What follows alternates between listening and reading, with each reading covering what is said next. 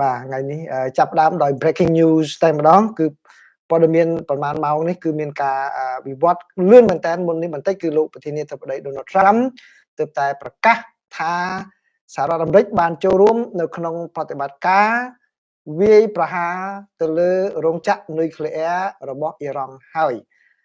យយន្តហោះដែលចូលរួមក្នុងប្រតិបត្តិការនោះរបស់អាមេរិកគឺបានហោះចេញដោយសុវត្ថិភាពចេញផុតពីដែនអាកាសរបស់អ៊ីរ៉ង់ហើយនៅម៉ោង 10 យប់នេះគឺលោក Donald Trump លោកនឹងថ្លែងសន្និដ្ឋានទៅកាន់ប្រជាជាតិសហរដ្ឋអាមេរិកទាំងមូលអញ្ចឹងគឺព័ត៌មានក្តៅខ្លាំងនៅសហរដ្ឋអាមេរិកនៅម៉ោងនេះម៉ោងដែលខ្ញុំកំពុងផ្សាយហ្នឹងទាំងអស់គ្នាហ្នឹងគឺការប្រកាសរបស់លោកប្រធានាធិបតី Donald Trump ថាសហរដ្ឋអាមេរិកបានចូលរួមនៅក្នុងប្រតិបត្តិការវាយប្រហារទៅលើប្រទេសអ៊ីរ៉ង់ដោយសម្ដៅទៅលើរោងចក្រនុយក្លេអ៊ែរចំនួន3របស់អ៊ីរ៉ង់គឺទី1គឺរោងចក្រ Fordo ដែលល្បីថានៅជ្រៅហើយនឹងទី2រោងចក្រ Natanz ហ្នឹងក៏នៅក្បែរ Fordo ហ្នឹងដែរហើយនឹងទី3 Isfahan រោងចក្រនុយក្លេអ៊ែរ3 Isfahan ហ្នឹងបើតាមគេឲ្យដឹងគឺទៅថាធំជាងគេផងណាធំជាងគេបងអស់ផងអញ្ចឹងគឺប្រហែលជាវាយប្រហារនៅមុននេះបន្តិចហ្នឹងទៅមុននេះបន្តិចហ្នឹងបានជាលោកសរសេរនៅក្នុងបណ្ដាញសង្គមរបស់លោក True Social ហ្នឹងថាឥឡូវហ្នឹងទាហានរបស់អាមេរិកចេញផុតពីដែនអាកាសហ្នឹងអស់ហើយចេញផុតពីដែនអាកាសយន្តហោះរបស់អាមេរិកចេញផុតពីដែនអាកាសហ្នឹងហើយដោយដែលអ្នកវិភាគបាននិយាយអញ្ចឹងគឺថាមានតែក្របបែកពិសេសរបស់សហរដ្ឋអាមេរិកទេគឺ MOP ហ្នឹងទេឬក៏ GBU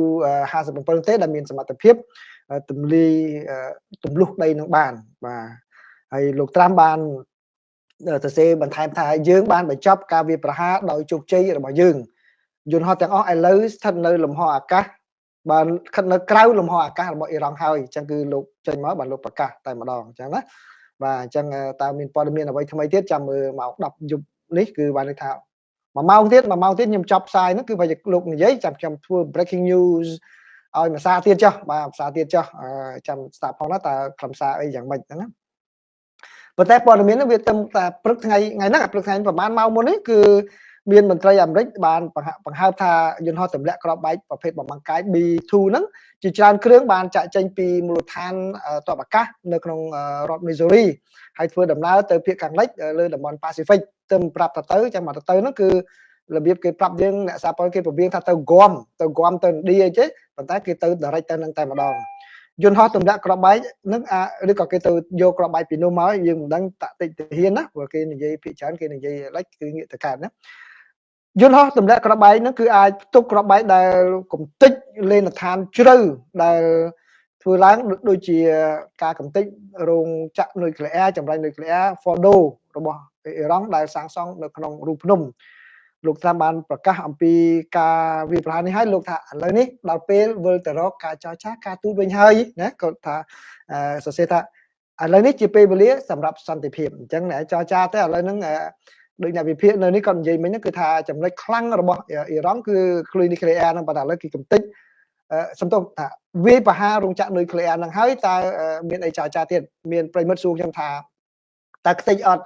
យើងអត់ទាន់ដឹងទេពីព្រោះសំបីតែខ្ញុំជឿថាអ្នកបាញ់ហ្នឹងគឺ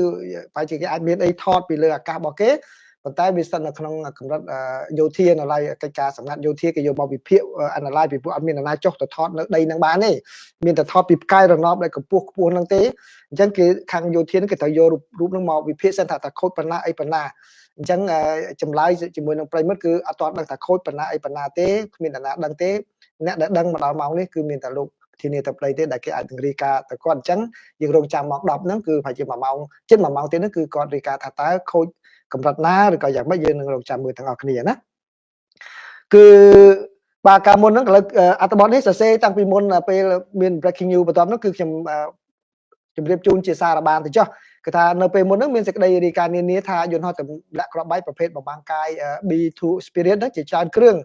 ទៅបានគេដាក់ពង្រាយពីមូលដ្ឋានទ័ពអាកាសក្នុងរដ្ឋ Missouri ហើយបានហោះឆ្ពោះទៅភាគខាងលិចមហាសមុទ្រ Pacific កាលពីថ្ងៃសៅរ៍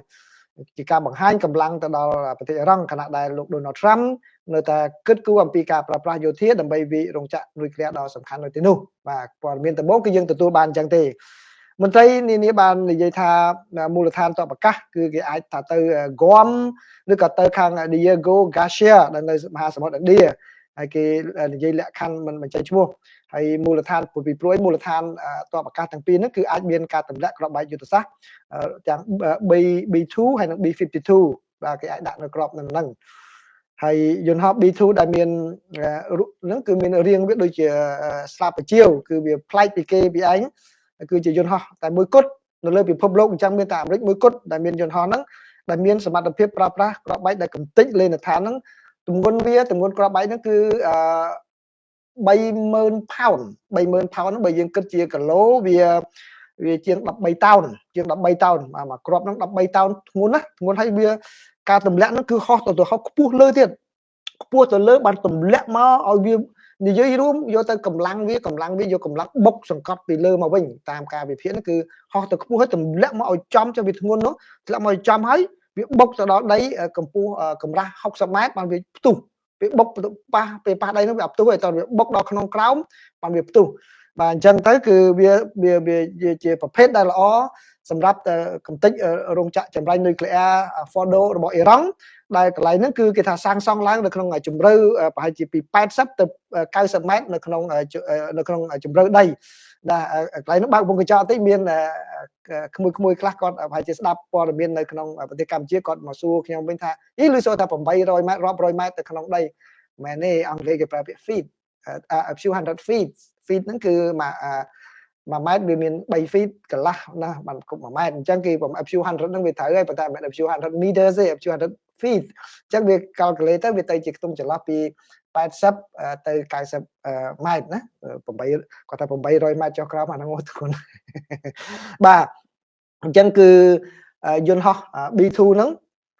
អាចមួយហ្នឹងអាចផ្ទុកក្របដែលបែកសម្រាប់ពំផ្ទុះក្នុង bunker ហ្នឹងគឺបានដល់ទៅ2នោះបាទអ៊ីរ៉ង់អ៊ីស្រាអែលហៅថាយន្តហោះមួយមកដឹកគ្រាប់មិនបានផងតែយន្តហោះរបស់អាមេរិកហ្នឹងគឺអាចដឹកបាន2ហើយមន្ត្រីការពារជាតិបច្ចុប្បន្ននិងអតីតកាលបាននិយាយថាមានការវាប្រហារច្រើនដែលទៅប្រើវាប្រសិនបើក្នុងករណីចាំបាច់ហើយព័ត៌មានអំពីការចល័តអំពីក្របនេះគឺមានកម្រិតតិចតួចមិនសូវមានអ្នកដឹងទេដោយមន្ត្រីមន្ទីរបញ្ចកោណជាច្រើនបានបង្វែរសំណួរដែលអ្នកសារព័ត៌មានសួរទៅនោះគឺឲ្យសួរទៅខាងសេតាវិមានសួរទៅតាមសេតាវិមានបាទអញ្ចឹងនេះគឺជារឿងវិវត្តតាក់ទងជាមួយនឹងការចូលរួមអញ្ចឹងគឺម្ដងទៀតគឺសហរដ្ឋអាមេរិកបានវាហើយចំរោងចក្រនុយក្លេអ៊ែរដ៏ធំហើយនឹងមានលក្ខណៈសម្ងាត់របស់អ៊ីរ៉ង់ចំនួន3ប៉ុន្តែការខូចខាតយ៉ាងណាអត់ទាន់ដឹងទេរងចាំការធ្វើបច្ចុប្បន្នភាពសម្រាប់លោកប្រធានាធិបតីថ្លែងមកខាងប្រជាជាតិទាំងមូលនៅបន្តិចទៀតនេះងាកមកការចរចាវិញគឺរដ្ឋមន្ត្រីការបរទេសអ៊ីរ៉ង់លោក Abbas Araghchi បានព្រមាននៅថ្ងៃសៅរ៍នេះថាគាត់ព្រមានអត់ទាន់ដឹងរឿងគាត់ព្រមានគាត់ព្រោះគាត់នៅអឺរ៉ុបកំពុងចរចាណាគាត់ព្រមានថាប្រសិនបើសហរដ្ឋអាមេរិកចូលរួមក្នុងចំនួនអ៊ីស្រាអែលនិងអ៊ីរ៉ង់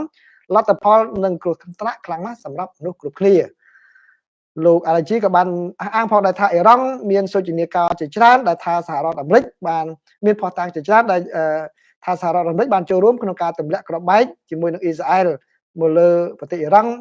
តាំងតែពីថ្ងៃដំបូងម្លេះគាត់ថាអញ្ចឹងណាប៉ុន្តែឥឡូវមិនបាច់មានអីផុសតាងបង្ហាញទៀតគឺលោកប្រធានាធិបតីប្រកាសខ្លួនឯងអញ្ចឹងអ្វីដែលអ្នកវិភាគកំពុងតែចាំមើលថាតើឬក៏អ្នកជំនាញកំពុងចាំមើលថាតើ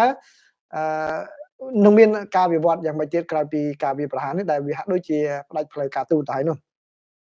ហើយតាមរយៈការចរចានោះគឺប្រធានាធិបតីនៃប្រទេសបារាំងលោក Emmanuel Macron បាននិយាយថាអឺរ៉ុបនឹងធ្វើឲ្យប្រទេសអ៊ីរ៉ង់គឺថាផ្ដល់នៅឱកាសមួយចំនួនគឺទូលំទូលាយក្នុងការដែលអាចបញ្ចប់សង្គ្រាមជាមួយនឹងអ៊ីស្រាអែលហ្នឹងរួមមានការផ្លាស់ប្ដូររបស់អ៊ីរ៉ង់ចំពោះលទ្ធភាពនៃការចម្រាញ់សារធាតុអ៊ុយរ៉ាញ៉ូមហ្នឹងបាទហើយនឹងដាក់កម្រិតទៅលើកម្មវិធីមីស៊ីលផ្លោងរបស់អ៊ីរ៉ង់ក៏ដូចជាការបញ្ចប់នៅការផ្ដល់មូលនិធិដល់ក្រុមភេរវកររបស់ដែលក្រុមអ៊ីរ៉ង់គ្រប់គ្រងផងដែរគឺដូចជាពួក Hezbollah ពួក Hamas អីនៅជាច្រើននោះនៅជាច្រើនហើយមានក្រុមភេរវករមួយចំនួនគឺមានរហូតដល់អឺរ៉ុបមានដល់អឺរ៉ុបផងដែរណាដែលធ្វើសកម្មភាពនៅទីនោះបាទអញ្ចឹងនេះគឺជាព័ត៌មានទី1ណាព័ត៌មានទី1នឹងមាន breaking news បន្តទៀតឥឡូវត្រឡប់មកព័ត៌មានបន្តទៅព័ត៌មានទី2គឺលោកអនុប្រធានាធិបតីសហរដ្ឋអាមេរិកលោក JD Vance បានថ្លែងនៅក្នុងអំឡុងពេលដែលលោកធ្វើដំណើរទៅទីក្រុង Los Angeles រដ្ឋ California ដោយលោកបានបន្ទោសអភិបាលរដ្ឋលោក Gavin Newsom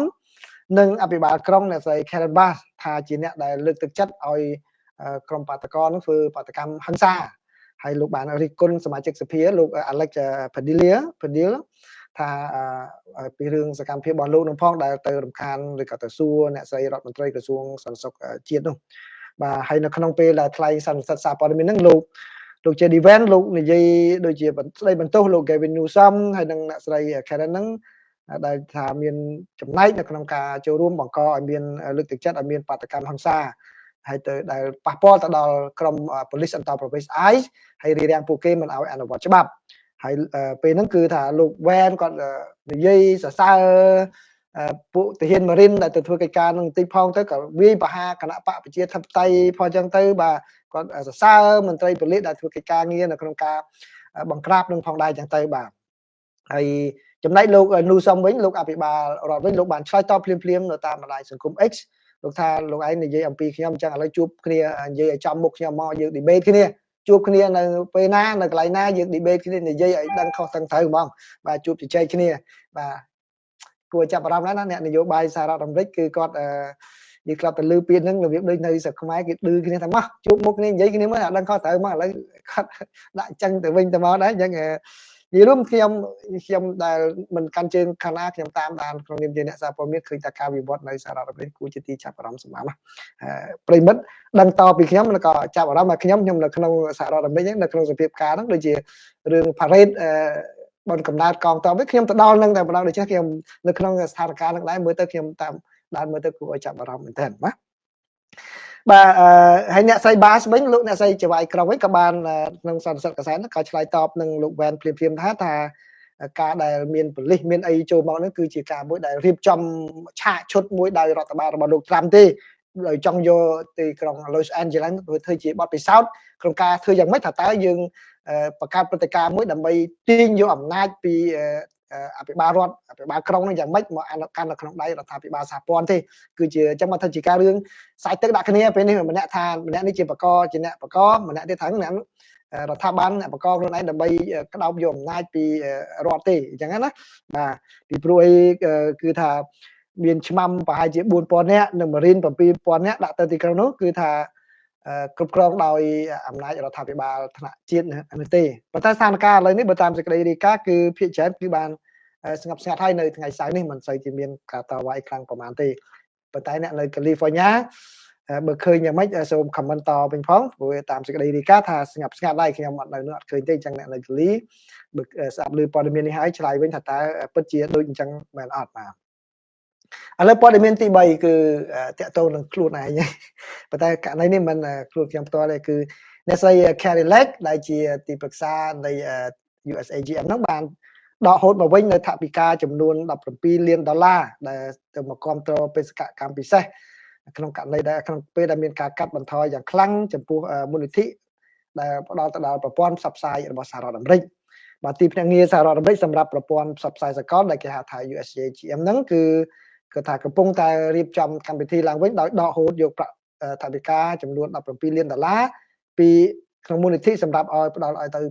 ភ្នាក់ងារផ្សេងៗដែលយកមកគ្រប់គ្រងបេសកកម្មថ្មីរបស់អ្នកស្រីដែលអ្នកស្រីមិនបញ្ជាក់ថាតើបេសកកម្មនោះធ្វើអ្វីទេនេះបើយោងតាមលិខិតរបស់អ្នកស្រី Carrie Lake ដែលបានផ្ញើទៅខាងសភាហើយខាងសារព័ត៌មាន Politico ទទួលបានតាំងពីថ្ងៃសុក្រមិញបាទហើយគឺអ្នកស្រី Lake គឺជាអ្នកដែលគាត់ធ្វើតាមគោលនយោបាយរបស់លោកប្រធានាធិបតី Donald Trump ក្នុងការកាត់បន្ថយការចំណាយរបស់រដ្ឋាភិបាលហើយនៅក្នុងលិខិតដែលផ្ញើទៅខាងសភាហ្នឹងគឺអ្នកស្រីដកទឹកប្រាក់ចំនួន$7 លានពីសែនពីវិទ្យុអឺរ៉ុបសេរីនិងវិទ្យុសេរីភាពនិង$3 លានពីវិទ្យុអាស៊ីសេរីនិង$5 លានពីវិទ្យុបណ្ដាញផ្សព្វផ្សាយនៅមជ្ឈមបូព៌ានិង$2 លាន$2 លាន80,000ពីមូលនិធិបច្ចេកវិទ្យាបើកចំហនឹងជាលិខិតរបស់លោកស្រីបាននិយាយថាគឺដើម្បីយកទៅគ្រប់គ្រងបេសកកម្មផ្សេងប៉ុន្តែមិនបញ្ជាក់លម្អិតថាបេសកកម្មនោះជាអ្វីទេហើយការផ្លាស់ប្ដូរហ្នឹងគឺកើតឡើងនៅស្របពេលកាលពីថ្ងៃសុក្រគឺ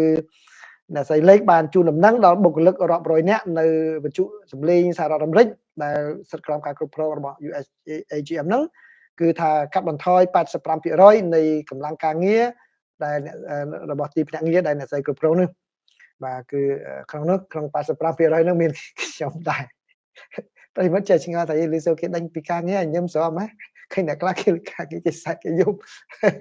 វាហួសពីយំហ៎វាអីតែយំហ៎បាទវាហួសវាមិនមែនជារឿងដែលយើងធ្វើការងារមិនបានដឹកនាំមិនបានហើយសាបានយើងដួលដោយសារស្នាដៃយើងនេះគឺ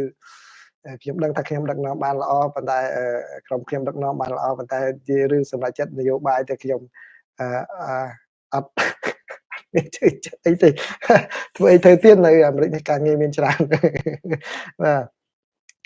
ដោយឡែកអនុប្រធានគណៈកម្មការតំណាក់តំណងការបរទេសរបស់ព្រឹទ្ធសភាអ្នកស្រី John Shaheen បាននិយាយនៅក្នុងសេចក្តីប្រកាសកាលពីថ្ងៃសុក្រភ្លាមក្រោយពីដឹងដំណឹងថាគេប្រជុំពួកខ្ញុំហ្នឹងក៏ថាសកម្មភាពរបស់អ្នកស្រី Kari Lake គឺជាកាដូមួយដល់មេដឹកនាំកម្ពុជានៅក្នុងប្រទេសអេរ៉ង់ជាកាដូទៅដល់បកកុម្មុយនីសចិននិងទៅដល់វិមានក្រំឡាំងហើយពីព្រោះការកាត់ផ្តាច់ការផ្សាយដែលធ្វើដោយអ្នកស្រីទៅលើការផ្សាយរបស់សហរដ្ឋអាមេរិកនេះគឺជាការទុកឱកាសឲ្យប្រព័ន្ធឃោសនារបស់ជនផ្ដាច់ការគឺផ្សាយអ្វីតាមតែចិត្តគេដោយគ្មានអ្នកត្រួតពិនិត្យទេដែលខុសពីប្រព័ន្ធរបស់សហរដ្ឋអាមេរិកដែលមានការផ្សាយមានការឯករាជ្យដែលមានការគ្រប់គ្រងរបស់សហរដ្ឋអាមេរិកនេះគឺជាចេតនារបស់អ្នកស្រីនៅក្នុងការបំផ្លាញច្បាប់និងចេតនារបស់សភាដែលបានឲ្យថវិកាទៅស្ថាប័នទាំងនោះដើម្បីអនុវត្តការងារបាទអ្នកស្រីអនុប្រធានគណៈកម្មការខាងកិច្ចការតំណាក់តំណងការបរទេសក៏ដាក់ខ្លាំងដែរណាគឺការសម្រេចចិត្តរបស់អ្នកស្រីលេខនេះគឺស្របពេលដែលតុលាការសហព័ន្ធកាលពីថ្ងៃសុក្រម្សិលមិញនឹងដែរគឺបញ្ជាឲ្យទីភ្នាក់ងារនេះបើផ្ដល់មូលនិធិទៅ Open Technology Fund នឹងវិញប៉ុន្តែអ្នកស្រីមិនបែរជាមិនឲ្យបាទហើយគឺជាលុយដែលគេសភាបានឲ្យទៅទីភ្នាក់នឹងស្រាប់ហើយគាត់ថាលោកស្រីត្រូវតែបញ្ចេញលុយនឹងឲ្យគេប៉ុណ្ណោះប៉ុន្តែលោកស្រីមិនព្រមឥឡូវថែមទាំងយកលុយនឹងមកវិញបាទអ្នកស្រីលេខមិនបានឆ្លើយតបនឹងការសុំអត្ថាធិប្បាយទេពីកាសែត Politico សុំហើយការិយាល័យរបស់លោកសមាជិកព្រឹទ្ធសភា Lindsey Graham និងលោក Brian Schatz ដែលជាសមាជិកព្រឹទ្ធសភាកម្ពុជាសម្រាប់ទីភ្នាក់ងារនេះក៏មិនបានឆ្លើយតបយ៉ាងម៉េចទៅវិញដែរអញ្ចឹងណាឆ្លើយតបយ៉ាងម៉េចអញ្ចឹងថាតើក៏ប៉ុន្តែអ្នកស្រីនឹងត្រូវគណៈកម្មការកិច្ចការបរទេសសភាក្រុងនឹងហៅអ្នកស្រីទៅផ្ដល់សក្ខីកម្មនៅថ្ងៃទី25ខែមិថុនាអំពីការសម្រេចចិត្តរបស់អ្នកស្រីនៅក្នុងការដឹកនាំនោះយ៉ាងម៉េចប៉ុន្តែទោះបីជាយ៉ាងណាក៏ដោយទាំងសភានិងព្រឹទ្ធសភាគ្រប់គ្រងដោយគណៈបកសាធារណរដ្ឋទាំងអស់ដូច្នេះលទ្ធផលនៃក្តីសង្ឃឹមនឹងគឺតែប៉ុន្តែមានរឿងដែលវិវត្តមួយដែរអាចជម្រាបប្រិយមិត្តជូនគឺនៅថ្ងៃច័ន្ទចៅក្រមដែលបានសម្រេចឲ្យ VOA ឈ្នះកាលពីលើកមុននោះគាត់ប្រហែលជាគាត់ខឹងឬក៏យ៉ាងម៉េចមិនដឹងទេគាត់ហៅមេធាវីទាំងមេធាវីរបស់ VOA មេធាវីរបស់អ្នកស្រីលេខរបស់ USAGM ហ្នឹងទៅជួបគាត់ជាបន្ទាន់នៅម៉ោង11ថ្ងៃច័ន្ទហើយខ្ញុំនឹងធ្វើដំណើរទៅជាមួយនឹងសហការីខ្ញុំដែរប៉ុន្តែដោយសារនេះគឺជាការជួបមិនមែននៅក្នុងសាវនាកាប្រហែលជាទៅជួបនៅក្នុងបន្ទប់ផ្ទាល់របស់លោកចក្រមតុលាការរដ្ឋធានី Washington នេះបើជាពួកខ្ញុំប្រជិននៅឈរចាំនៅខាងក្រៅហើយយើងចាំមើលតើពេលដែលមេធាវីរបស់យើងចេញមកវិញតើលោកចក្រមបានបញ្ជាយ៉ាងម៉េចប៉ុន្តែសំណុំរឿងនេះនៅខាងសាលាឧទ្ធរណ៍មិនទាន់សម្រេចទេសាលាឧទ្ធរណ៍ប្រហែលជាត្រូវសម្រេចទៅនៅខែក្រោយបាទប៉ុន្តែបើទោះបីជាយ៉ាងណាក៏ដោយខ្ញុំជឿថាខ្ញុំរកវិធីក្នុងការបម្រើប្រិយមិត្តឃើញហើយដូច្នេះឃើញប្រិយមិត្តមកគ្រប់គ្រងនៅ YouTube នេះចឹងវាជាដង្ហើមមួយទៀតដែលខ្ញុំអាចបំពេញបំណងរបស់ខ្ញុំនៅក្នុងការបម្រើប្រិយមិត្តគឺយើងនឹងបន្តជួបគ្នានៅទីនេះទៀតទោះបីមាន VOA ឬមិនមាន VOA ក៏ដោយប៉ុន្តែបើមានទៅវាល្អដែរយើងមិនទៅខ្វល់ធ្វើកិច្ចការងារអីផ្សេងបើតែអត់មានយើងតធ្វើកិច្ចការងារដើម្បីបានប្រាក់គ្រប់គ្រងជីវភាពហើយបានយើងមកឈាតរំលែកចែករំលែកបាទអញ្ចឹងអរគុណ